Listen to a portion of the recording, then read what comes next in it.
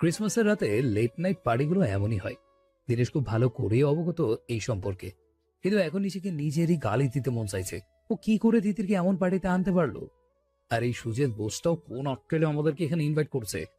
দিনে সুজেতকে খুঁজতে লাগলো। দেখা করে ওরা চলে যাবে, তার আগে তিতিরকে এসব ভিড় থেকে সরিয়ে পার্টি হলের পেছনে একটা সুইমিং পুল আছে, সেখানে বসতে বললো। যত সম্ভব এটি প্রোহাইবিটেড এরিয়া, তাই কেউ এই পাশে আসছে না। শুধুমাত্র বিশেষ মেম্বারদের আসার অনুমতি আছে, তাও আবার যাদের মেম্বারশিপ কার্ড আছে। দিনেশের বিদেশে আসা যাওয়ার কারণে অনেকেই দেশে বিভিন্ন জায়গায় মেম্বারশিপ কার্ড আছে, তাই দিনেশ তিতিরকে নিয়ে ইজিলি ওখানে চলে যেতে পারল। নীলাকাশের নিচে অবস্থিত সুইমিং পুলটিও নীল পানিতে ভরা। মনে হয় ওপর থেকে আসমান যেন নিচে নেমে এসেছে। সুইমিং পুলের পাশে একটা ছোট ঝর্ণা আছে, যেখান থেকে অনবরত পানি পড়ছে। আর ঝর্ণার নিচে কিছু ছোট বড় কচি পাথর বিছিয়ে রাখা আছে। ভীষণ মন চাইছে পানিটি একটু ছুঁয়ে দেখতে, কিন্তু এত ঠান্ডায় পানি ছোঁয়া গাধামি ছাড়া কিছুই না। এমনই ঠান্ডায় দাঁতে দাঁত লেগে যাওয়ার পালা, তাই নিজের ইচ্ছাটাকে দমিয়ে ফেললো তিতির মুহূর্তেই। আশপাশটা দেখতে যখন ব্যস্ত, তখন হঠাৎ একজন ওয়েটার এসে তিতির হাতে কফি দিয়ে বলল, স্যার পাঠিয়েছে। তিতির ভাবলো হয়তো দিনেশের জন্য পাঠিয়েছে, তাই ও খুশি হয়ে কফির মগে চুমুক দিল কিছু না ভেবেই। দূর থেকে সুচেত বোস গাঢ় নজরে তিতিরকে দেখছে, মুখে তার টেবিল হাসি। মনে হয় কোনো বিশ্ব জয় করে ফেলেছে। তার কারণ ছিল সেই কফি। কফিটি সুচেত বোসই পাঠিয়েছিল, কিন্তু শুধু কফি পাঠায়নি, কফিতে খুব চালাকির সাথে স্টিমুল্যান্ট ড্রাগ মিশিয়ে দিয়েছে সুজিত, যা খুব সহজেই তিতিরকে নেশায় উত্তেজন করে তুলবে। তিতির নিজের প্রতি কোনো হুঁশই থাকবে না, নিজেকে কিছুতেই সামলাতে পারবে না। লেট নাইট পার্টিতে চলা এই আদিম খেলায় নিজেও মেতে উঠবে, সব নিয়ন্ত্রণ হারিয়ে। আজকাল এসব স্টিমুল্যান্ট ড্রাগসের কারণে অনেক মেয়ে নিজের সতীত্ব হারিয়ে ফেলছে। কেউ কেউ তো জানতেও পারে না তার সাথে কি হয়েছে বা কে করেছে। কেউ ব্যাপারটা সহ্য করে চুপ হয়ে যায়, কেউ বা নিজের জীবন শেষ করে দেয়। আজ তিতিরের জীবনেও কি ঝড় ধেয়ে আসছে তা আল্লাহই হয়তো ভালো জানে। সুজিত বোস নিজের হাতে রাখা শ্যাম্পেন গ্লাসে চুমুক দিয়ে যাচ্ছে আনন্দের সাথে। নিজের পাশে দাঁড়িয়ে থাকা মেয়েটিকে তিতিরকে দেখিয়ে ইশারা করলো, ওকে আমার রুমে নিয়ে আসো, তবে সাবধান, দিনেশ রায় যাতে দেখতে না পারে। আজ রাতে মিস তিথি হবে আমার পেট সঙ্গী। এদিক দিয়ে ক্লাবের কোথাও দিনে সুজিতকে খুঁজে পেল না। ফোনও ট্রাই করছে, কিন্তু নো রেসপন্স। তাই কিছুটা বিরক্ত হয়ে দিনের সুইমিং পুলের দিকে চলে গেল, কিন্তু এখানে এসে তিতিরকে দেখতে পেল না। মনের মধ্যে হঠাৎই অচেনা একটা ভয় এসে জমা হলো। সব জায়গায় তিতিরকে খুঁজতে লাগলো, ফোনও দিল, কিন্তু বারবার বন্ধ বলছে। দিনেশ কেমন দিশেহারা হয়ে পড়ছে, কি করবে, কোথায় খুঁজবে। কেন যে ওকে একা ছেড়ে গেলাম। নিজের উপরে প্রচন্ড রাগ উঠছে দিনেশের এখন। মাথার চুলগুলো টেনে ধরে একটা চেয়ারে বসে পড়লো দিনেশ। চিন্তা করতে লাগলো কি করবে। তিতির নিজের ইচ্ছায় কোথাও যাবে না, কারণ ওইখানকার কিছুই চেনে না। আর অপরিচিত কারোর সঙ্গে যাওয়ার তো প্রশ্নই ওঠে না। তাহলে গেল কোথায় আর কার সঙ্গে? হঠাৎ কিছু একটা মনে করে উঠে দাঁড়ালো দিনেশ। হয়তো ও ক্লু পেয়ে গেছে। প্রিয়কে লাঞ্চ করিয়ে আয়ন অফিসে চলে এলো। নতুন একটা প্রজেক্ট শুরু করেছে আয়ন, তাই না চাওয়া সত্ত্বেও প্রিয়কে ছেড়ে আসতে হয়েছে। ওর খুব মন চাইছিল প্রিয়র কাছে থেকে নিজের অস্তিত্বটাকে অনুভব করতে, কিন্তু কাজের কাছেও আয়ন দায়বদ্ধ। পুরো ব্যবসা ওর উপর ডিপেন্ডেন্ট। আর তাই ও যদি গায়ে ফু দিয়ে হাঁটে, তাহলে পুরো ব্যবসা লাঁটে যাবে। তাই ও ইচ্ছে করলেও নিজেকে এসব দায়িত্ব থেকে মুক্ত করতে পারবে না। নিজের কাজে যখন মগ্ন আয়ন, তখনই কেবিনে নক করে রবিন আসলো। রবিনের দিকে এক পলক তাকিয়ে আয়ন আবার নিজের কাজে মনোযোগ দিল, আর কণ্ঠ স্বাভাবিক রেখেই রবিনের কাছে জানতে চাইল, কি সমস্যা রবিন? কোনো সমস্যা থাকলে গরু চন্দ্রিকা ছাড়াই বলে ফেলো। এমনি মাথাটা হ্যাং হয়ে আছে। এইভাবে নীরবতা পালন করে আমার বিপি হাই করো না আর। রবিনও কোনো হেয়ালিবোনা না করে বলা শুরু করলো, আপনার ধারণা ঠিক ছিল স্যার। এই রোহান লোকটা সুবিধার না, একদম বিরল তাপসী প্রকৃতির লোক। আর অতীতে অনেক মেয়েরই ঝামেলাও জড়িয়েছিল। মেইলি ঝামেলা মানে? আর নিজের কাজ রেখে প্রশ্ন করলো রবিনকে। মানে যেখানে ও আগে থাকতো, তার জন্মস্থান গিয়ে জানতে পারলাম অতীতে নাকি ওর অনেক মেয়েদের সাথে সম্পর্ক ছিল। এদের বিয়ের লোভ দেখিয়ে মেয়েদের প্রেমের নামে এক প্রকার ভোগই করত। তাই অনেকে অনেকবার পুলিশ কেসও করেছিল রোহানের বিরুদ্ধে। কিন্তু এই রোহান গভীর পানির মাছ স্যার, কিভাবে যেন চালাকির সাথে বের হয়ে যেত প্রতিবার।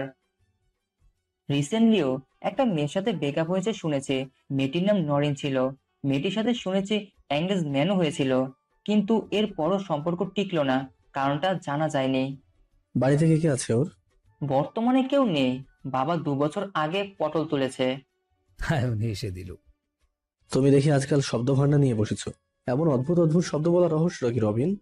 রবিন চোর ধরা পড়ার মতো মাথাটা নিচু করে ফেলল, কেমন হিসফিস করতে লাগলো। আয়ন এবার চড়ে হেসে দিল। প্রেমে পড়েছো মনে হয়, তাই তো? রবিন এবার অসহায় দৃষ্টিতে তাকালো আয়নের দিকে, ভাবছে স্যার কিভাবে জানলো? কি ভাবছো আমি কিভাবে বুঝলাম? আয়ন হেসেই বলল রবিনকে। রবিন ঠায় দাঁড়িয়ে আছে, নীরবতা পালন করে জানাচ্ছে, আমি জানতে চাই। এটা তো অনেকটা টপ সিক্রেট ব্যাপার, যা আমি কাউকে জানতে দেইনি। তাহলে আয়ন স্যার কিভাবে জানলো? রবিনকে এভাবে অসহায়ের মতো দাঁড়িয়ে থাকতে দেখে আয়ন নিজেই বলতে লাগলো, তোমার আচরণ দিন দিন বাচ্চাদের মতো হয়ে যাচ্ছে। অদ্ভুত অদ্ভুত কাজ করো, যা তোমার মতো একজন অ্যাডাল্ট ছেলের কাছে আশা করা যায় না। কিন্তু মানুষ কেবল নতুন প্রেমে পড়লেই এমন করতে পারে। আমার এসবের অভিজ্ঞতা আছে ভাই। আমি জানি, আশ্চর্য হওয়ার কিছুই নেই। রবিন আয়নের কথায় কিছুটা লজ্জা পেতে লাগলো।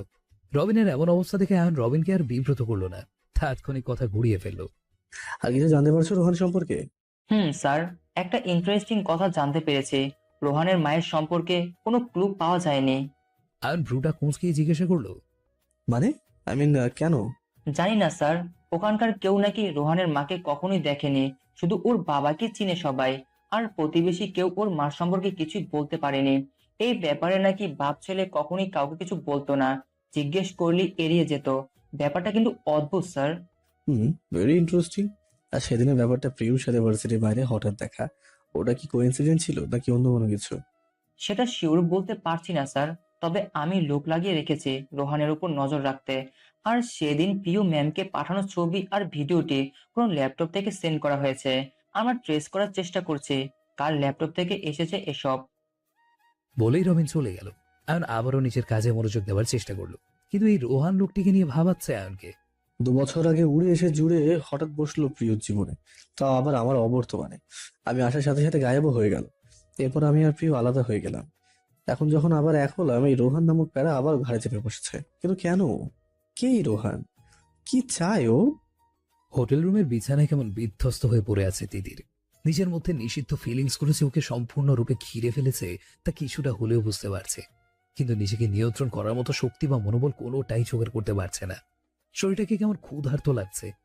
আজ আর অন্য কিচ্ছু না, শুধু কাম বাসনা জেগে উঠেছে পুরো শরীরে। কিছুটা শক্তি জোগাড় করে আস্তে আস্তে শোয়া থেকে উঠে বসলো তিতির। রুমের চারিদিকে একবার চোখ বোলালো। রুমটাতে তেমন আলো নেই। ড্রিম লাইটের হালকা আলোয় ঘরটি অন্ধকারাচ্ছন্ন করে রেখেছে। হঠাৎ মনে হচ্ছে রুমের টেম্পারেচার খুব বেশি, তা না হলে তিতির এই শীতেও ঘামছে কেন? কেমন অস্বস্তিকর সবকিছু। এক এক করে শীতের পোশাকগুলো নিজেই খুলে ফেললো তিতির। পরনে এখন ওর একটা সিল্কের শাড়ি। কিছুটা এলোমেলো হয়ে আবার বিছানায় বসে পড়ল। মন আর মস্তিষ্কের সাথে এখনও ওর লড়াই চলছে, সাথে বাড়ছে শরীরের কিছু অনাকাঙ্ক্ষিত চাহিদা। স্থির রাখার ব্যর্থ চেষ্টা চালাচ্ছে নিজেকে। ঠিক সেই সময় সুজিত বোস রুমে প্রবেশ করলো। তিতির তখনও চুপ করেই বসেছিল, কোনো রিয়া করলো না। তাকিয়ে দেখলো না কে এসেছে রুমে। নিজের কোটটা খুলে তিতিরের দিকে তাকালো সুজিত। ওর দৃষ্টি ছিল কোনো বিষাক্ত সাপের মতো, যে তিতিরকে দংশন করার জন্য সুযোগের অপেক্ষা করছে। তাছাড়া তিতির মনে এখন কি চলছে ও খুব ভালো করেই বুঝতে পারছে, কারণ এর অভিজ্ঞতা আছে ওর। এর আগেও এই ড্রাগ অনেক মেয়েকেও দিয়েছিল। ও জানে কিছুক্ষণ পর তিনি নিজেকে আর নিয়ন্ত্রণ করতে পারবে না, যতই চেষ্টা করুক নিজেই আসবে। এরপর এই সাপুরের কাছে নিজের সবচেয়ে মূল্যবান জিনিসটি স্বেচ্ছায় সঁপে দিবে। সুজে তিতির সামনে গিয়ে দাঁড়ালো। এবার মুখ তুলে তাকালো তিতির। তিতিরের নেশাগ্রস্ত দৃষ্টি ওকে আরো বেশি সুন্দর আর লোভনীয় লাগছিল। তিতিরের 2 বাহু ধরে ওকে একদম কাছে টেনে নিল সুজিত। তিতিরও যেন সাড়া দিল তাতে।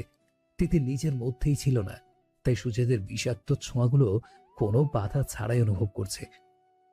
হয়তো বুঝতে পারলে এতক্ষণে নিজের জান দিয়ে দিত, কিন্তু এখন সব উল্টো হচ্ছে, বরং তিতিরও সুজিতের সাথে যেন ডুবে যাবে। হঠাৎ রুমের দরজা খুলে কেউ প্রবেশ করেছে। রুমটি বেশ অন্ধকার থাকলেও দিনেশ বিছানায় দুজন জনমানবকে আদিম সুখে লিপ্ত হতে দেখতে পারছে। রগে দিনেশের চেহারার রং পাল্টে গেছে। তিতিরকে অন্য কারোর সাথে দেখা দিনেশের সহ্যের সব বাদ যেন আজ পার করেছে। দাঁতগুলো চেপেও নিজের রগটা কন্ট্রোল করতে পারল না, বরং কপালের শিরাগুলোও ফুলে গিয়েছে। দিনেশের একটা লাথিতে সুজিত গিয়ে ছিটকে পড়ল বহু দূরে। এতে দেয়ালে মাথা লেগে রক্ত পড়া শুরু হয়। তিতির উঠে বসতে নিলে দিনেশ তিতিরের গালেও একটা চড় বসিয়ে দেয়। এরপর তিতির পেছনে চুলগুলো শক্ত করে নিজের মুঠিতে ধরে মুখের সামনে মুখ এনে দাঁতায় দাঁত চেপে বলে, এতই যদি তোর জানা ছিল তাহলে তুই আমার কাছে আসতি। ওর কাছে কি এমন আছে যা একদিনই তোকে বিবাহিত করে ফেলেছে, আর সে বিছানায় এসে পড়েছিস? তিতির নীরব, মুখে কোনো কথা নেই, বরং দিনেশের দিকেও কেমন কাতর চোখে তাকিয়ে আছে। দিনেশ আরো কিছু বলবে তার আগেই তুমিও এসো, I don't mind. Let's enjoy together. Titir হঠাৎ দিনেশের কলার চেপে বিছানায় ফেলে দিল। এলো পাতারে দিনেশকে কিস করতে লাগলো। তিতিরা অনেক বেশি উন্মাদ হয়ে পড়েছে। আর দিনেশ বেচারা শকটের মধ্যে আছে। কি চলছে এসব? কিন্তু তিতির যে স্বাভাবিক আচরণ করছে না দিনেশ বুঝতে পারল। হঠাৎ দিনেশ তিতিরকে এক ঝাটকা দিয়ে দূরে সরিয়ে দিল নিজের থেকে। বিছানা থেকে উঠে দিনেশ সুজেত বোসের কাছে গেল। সুজেত দিনেশকে দেখে একটু ভয় পেছনে চলে গেল। দিনেশ সুজেতের কলার চেপে ধরে, কি করেছিস ওর সাথে? কোথায় করতে পারলাম, তার আগেই তো তুমি এসে পড়েছো। তাহলে ও এমন বিহেভ করছে কেন? কি খাইয়েছিস? স্টিমুল্যান্ট ড্রাগ দিয়েছিলাম। কথাটা শোনার সাথে সাথেই দিনেশ সুজেতের নখ বরাবর একটা খুশি মারে। মুহূর্তেই সুজের চোখে সব ঝাপসা দেখতে লাগলো। ব্যালেন্স হারিয়ে নিচে পড়ে যায়, যথাসম্ভব জ্ঞান হারিয়ে ফেলে। তখনই তিতিরা আবার এসে দিনেশকে পেছন দিয়ে ছড়িয়ে ধরে। কি করছো তুমি ওর সাথে? ওকে ছাড়ো, আমাকে ধরো। আমি ওর থেকে বেশি সুন্দর, দেখো আমাকে একবার। Now I need you very much, please accept me. I am so thirsty, please cut my thirst, please quench my thirst. Seriously দিদি? আরে ম্যাট, তুমি কি জানো তুমি কি বলছো? দিনেশ স্যার, আমি সব জানি, and I just want you now. Dinesh Titir আজকের কর্মকাণ্ডে খুবই বিরক্ত। কি করে বোঝাবো এই মেয়েকে? কি বলছে নিজেও তো জানি না। শেষ পর্যন্ত মনে হয় এই মেয়ের হাত থেকে আমি আমার মান ইজ্জত কিছুই বাঁচাতে পারবো না। ও তো আজ আমার কাছে আসার জন্য উঠে পড়ে লেগেছে। উফ। জানালার সামনে মুখ গোমড়া করে বসে আছে প্রিয়। জানলার কাজ ভেদ করে রাতের আকাশটার দিকে তাকিয়ে আছে। কি আশ্চর্য, আকাশটারও কি আজ মন ভালো নেই? তাই তো কেমন মন মরা হয়ে আর উদাসীন হয়ে বসে আছে, ঠিক আমার মতো। আচ্ছা, আকাশেরও কি মন খারাপ হয়? হয়তো। তা না হলে আকাশ জুড়ে বৃষ্টি কেন নামে? কারণ আকাশের যখনই মন খারাপ থাকে, আকাশও তখন কাঁদে, আর তার মন খারাপের আভাস জানিয়ে দেয় আমাদের।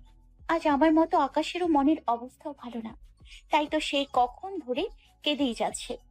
প্রিয় জানলার পাশে বসে বৃষ্টির সেই রিমঝিম শব্দে নিজেকে আচ্ছন্ন করছে। মাঝে মাঝে মেঘের গুরু গুরু গর্জন, গাছের ডালে বাতাসের ছাপটা কানে বাজছে। হঠাৎ জোরে শব্দ করে কোথাও বাজ পড়লো। আর এই বাজ পড়া শব্দে প্রিয় কিছুটা ভয় পেয়ে গেল। জানলা দিয়ে আবারও বাইরে তাকালো। বিদ্যুৎ চমকাচ্ছে বাইরে এখনো। তবে এইসবের মাঝে জানলার কাছের উপরে আছড়ে পড়া বৃষ্টির ফোঁটাগুলো নিবিড় ভাবে একবার দেখলো। কত না অপূর্ব লাগছে, তা হয়তো কোনো উপমা করেও প্রকাশ করা যাবে না। বাইরে বৃষ্টি তীব্র থেকে তীব্র হচ্ছে। বৃষ্টির মাত্রা যেন বাড়ছে। ভেতরের অনুভূতিগুলোর মাত্রাগুলো যেন খুব গাঢ় হতে শুরু করেছে প্রিয়র। হঠাৎ করে আয়নের কথা ভীষণ ভাবে মনে পড়ছে। আয়নের জন্য জমে থাকা রাগ অভিমানগুলো যেন বৃষ্টির সাথে সব ধুয়ে নিয়ে যাচ্ছে। আর সুখের কিছু মুহূর্তের কথা মনে করে প্রিয়র মনের শরীরে এক অদ্ভুত শিহরণ বয়ে যাচ্ছে। দেয়ালে টাঙানো বিশাল ঘড়িটা থেকে বারবার তাকালো প্রিয়। রাত 9টা বাজতে চলছে, অয়ন এখনো আসেনি বাড়িতে। কিন্তু কেন এত লেট তো কখনো করে না? প্রিয়র মনের অস্থিরতা একটু একটু করে বাড়ছে। এ থেকে রেহাই পেতে পড়ার টেবিলে বসে পড়ল প্রিয়। মনটাকে পুরো দমে পড়াতে মনোনিবেশ করার চেষ্টা করছে। প্রায় ঘন্টাখানিক বইয়ের সাথে যুদ্ধ করেও প্রিয় একটা অক্ষর আয়ত্তে আনতে পারল না। এই কেমন জ্বালা, আগে তো কখনো এমন হয়নি। বরং বর্ষণ দেখলে মনটা কেমন ফুরফুরে হয়ে যেত, শরীরে বৃষ্টির ছোঁয়া পেতে ছাদে ছুটে যেতে মন চাইতো। কিন্তু আজ আবার সময় দেখল প্রিয়। 11টা বাজে, বাইরে এখনো তুমুল বৃষ্টি, কিন্তু অয়ন এলো না এখনো। সব দ্বিধাকে পেছনে ফেলে ফোনটা নিয়ে আয়নকে কল করেই দিল। কিন্তু আশ্চর্য, আয়ন ফোন রিসিভ করলো না। প্রিয় ভাবলো হয়তো আয়ন গাড়িতে বা বৃষ্টির কারণে রিংটোন শুনতে পায়নি, বা গাড়ি চালাচ্ছে বলে ফোন পিক করেনি। নিজেকে নিজেই যেন বুঝ দিয়ে যাচ্ছে প্রিয়। ফোনটা রেখে আবারও জানলায় দাঁড়িয়ে বাইরে দিকে তাকালো। রাস্তায় কোনো জনমানব নেই, কেমন শূন্যতা বিরাজ করছে চারিদিকে। এমনি অনেক রাত, তার উপরে এত বর্ষণ। মানুষ কেন, কুকুরগুলো হয়তো কোথাও না কোথাও গিয়ে আশ্রয় চলে গেছে। রাস্তার ল্যাম্পশেডের আলোতে ঝিরিঝিরি বৃষ্টির ফোঁটাগুলো দেখতে এতটা সৌন্দর্য আগে অনুধাবন করেনি কখনো প্রিয়। আসলে সবাই ঠিকই বলে, বৃষ্টিতে প্রকৃতি নতুন রূপে সাজে। বর্ষার প্রতিটি রূপ আসলে মন থেকে ফিল করতে হয়। কিন্তু আজ প্রিয় কেন জানি করতে পারছে না। মনটা কেমন উতলা হয়ে পড়ছে, বারবার অন্যমনস্ক হয়ে পড়ছে। মনের ভেতর নানা রকম চিন্তা ভাবনার ঢেউ খেলে যাচ্ছে।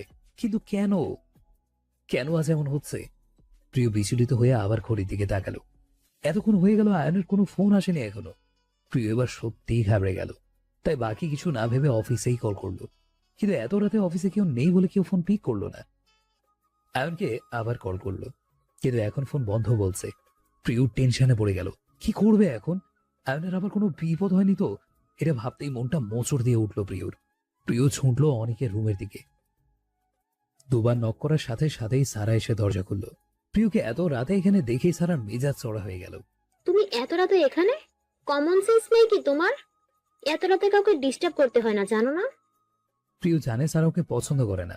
কেন করে না তাও ভালোভাবেই অনুধাবন করতে পারে। অন্য সময় হলে প্রিয় দু চারটে কথা শুনিয়ে দিত সারাকে, কিন্তু এখন প্রিয় কিচ্ছু বলার অবস্থায় নেই। তাই চুপচাপ সারার কথাগুলো গিলে ফেললো। সরি সারা, কিন্তু অনিক ভাইয়াকে একটু ডেকে দিন না প্লিজ। কেন? কি দরকার? আগে আমাকে বলো, তারপর ভাববো। রুমের বাইরে প্রিয়র কণ্ঠ শুনে অনেক এসে দাঁড়ালো দরজার সামনে। এই সময় প্রিয়কে এখানে দেখে অনেক অবাক হয়ে জিজ্ঞাসা করলো, কি হয়েছে পিউ? তুই এখানে? সব ঠিক আছে তো? ভাই, আয়ন বাড়িতে এখনো আসেনি। একটা কথা বলতেও আমার গা কাঁপছিল। তুমি কিছু জানো? কোথাও ওর ফোনটাও বন্ধ বলছে। আমার ভীষণ ভয় লাগছে ভাই। অনেক রুমের দেয়াল ঘড়িটার দিকে তাকিয়ে একবার সময়টা দেখে নিল। প্রায় 1টার কাছাকাছি। এ তো রাত হয়ে গেল ভাই, এখনো বাসায় আসেনি। বাইরে তো প্রচন্ড বৃষ্টিও হচ্ছে কখন ধরে। আমি তো ভাবলাম ভাই হয়তো এসে পড়েছে। আসলে আমার আজ বাইরে একটা মিটিং ছিল, তাই আমি মিটিং করে সোজা বাসায় এসে পড়েছি। ভাইয়ের সাথে আমার দেখা হয়নি আজ সারাদিন। এদের কথার মাঝে সারা ব্যঙ্গ করে বলে উঠল, দেখো আবার, তোমার জ্বালায় কোথাও চলে যায়নি তো? সবসময় তুমি পালাও, আজ আয়ানদা পালিয়ে গেছে। বলেই হাসতে লাগলো। সারার এই সময় এমন চাইল্ডনেস বিহেভিয়ার অনেক একদম আশা করেনি। তাই হতাশ কণ্ঠে সারাকে একটা ধমক দিল। Shut up Sara, are you mad? কখন কি বলতে হয় যদি না জানো তাহলে মুখটা খোলার কোনো দরকার নেই। চুপ করে বসে থাকো। অনেকের ধমকে সারা রেগে সেখান থেকে চলে গেল। আর অনেক নিজে একবার আয়নের ফোনে ট্রাই করতে লাগলো। প্রিয় ঠিকই বলেছে, ফোন সুইচ অফ। অনেক দেরি না করে অফিসার দারোয়ানকে কল করলো। হ্যালো কাউসার, জি স্যার। অয়নদা কি অফিসে আছে? না তো স্যার, অয়ন স্যার তো সেই কবে বের হয়ে গেছে।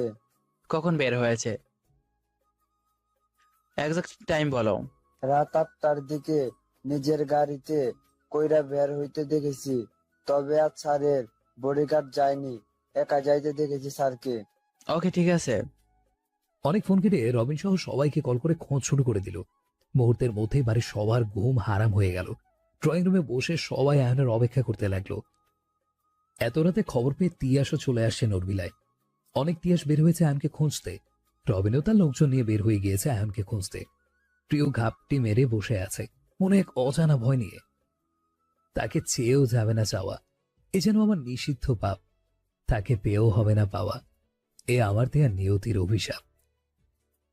ভালোবাসার সাথে প্রিয় মানুষটিকে একটু কাছে চাওয়ার অনুভূতি সবারই জাগে। মনের মধ্যে হাজারো নিষিদ্ধ চাওয়াগুলো বাসা বাঁধে তখন। কাছে আসার আগুলতা দিন দিন যেন বেড়ে যায়। তার সাথে বাড়ে কিছু নিষিদ্ধ চাওয়া। চুম্বকের মতো একজন আরেকজনকে আকর্ষণ করে ফেলে তখন। কখনো কখনো মানুষ নিজের এই চাওয়ার কাছে এতটাই অসহায় হয়ে পড়ে যে না চাওয়া সত্ত্বেও ডুবে যায় অতল গহ্বরে। দিনেশের মনে বারংবারই তিতিরকে পাওয়ার ব্যাকুলতা বেশি ছিল। তাই তো তিতির না বলার পরও বারবার ছুটে যেত তিতিরের কাছে একটু ভালোবাসার উষ্ণতা পেতে।